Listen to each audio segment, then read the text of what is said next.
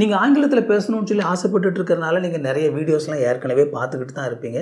நீங்கள் வந்து ஒவ்வொரு நாள் ஒரு வார்த்தை படிங்க, நீங்கள் ஒரு சென்டென்ஸை வந்து மெமரைஸ் பண்ணுங்கள், நீங்கள் வந்து அதை வந்து பேசி பாருங்கள், இதெல்லாம் நீங்கள் வந்து பார்த்துருப்பீங்க. நீங்கள் சில வருடங்களாக கூட பேசுவதற்கு முயற்சி எடுத்துக்கொண்டு இருக்கலாம். ஆனால் உங்களால் வந்து இன்னும் சரியான விதத்தில் பேச முடியலை. ஆங்கிலம் எளிதாக பேச முடியாததுக்கான ஒரு சில அடிப்படை சிக்கல்கள் இருக்குது. அதை பற்றி தான் நான் பேச போகிறேன். நாம் சரியான விதத்தில் ஆங்கிலத்தை கற்றுக்கொள்கிறத அணுகலை அப்படிங்கிறது தான். திங்க் இன் இங்கிலீஷ், அதாவது ஆங்கிலத்தில் யோசிக்க பழகுங்க. ஆங்கிலம் நம்ம பேசும்போது அந்த ஆங்கிலத்தை பேசும்போது அந்த ஸ்லோவாக வர்றதுக்கான அடிப்படை பிரச்சனை என்ன அப்படின்னா, நாம் அடிப்படையில் தமிழில் பேசி பழகியிருக்கிறோம். அப்போ நீங்கள் வந்து ஒரு வாக்கியம் ஆங்கிலத்தில் நீங்கள் சொல்லணும் அப்படின்னா, நீங்கள் முதலாவது அந்த வாக்கியத்தை தமிழில் உங்களுடைய மனசுக்குள்ளே யோசிப்பீங்க.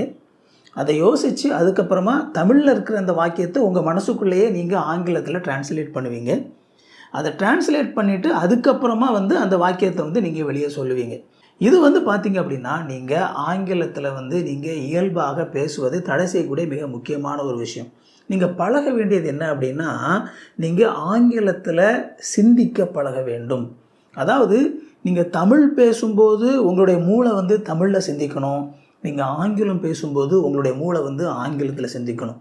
உங்களால் ரொம்ப ஈஸியாகவே இந்த மாதிரி ஆங்கிலத்தில் சிந்திப்பதற்கு உங்களுடைய மூளையை உங்களால் தயார்படுத்த முடியும். மேபி படுத்திருக்கிற நேரங்களில், சும்மா ரெஸ்ட் எடுக்கிற நேரங்கள்லாம் கூட முழுவதுமாக வந்து ஆங்கிலத்தில் வந்து சிந்திங்க. இப்படி கொஞ்சம் கொஞ்சமாக சிந்திச்சு நீங்கள் வந்து ப்ராக்டிஸ் உங்கள் பிரெயினுக்கு வந்து அந்த ப்ராக்டிஸை நீங்கள் கொடுத்துக்கிட்டே இருந்தீங்க அப்படின்னா, ஒரு குறிப்பிட்ட டைம் வரும்போது உங்களையும் அறியாமல் வந்து உங்களால் இயல்பாக வந்து அந்த ஆங்கிலத்தில் வந்து என்ன சொல்கிறது, ஒரு புலமையோடு ரொம்ப ஈஸியாக வந்து பேச முடியும். ஏன் அப்படின்னா, உங்கள் பிரெயினில் வந்து நீங்கள் ஆங்கிலத்தில் பேசும்போது நீங்கள் ஆங்கிலத்தில் சிந்திக்கிறீங்க.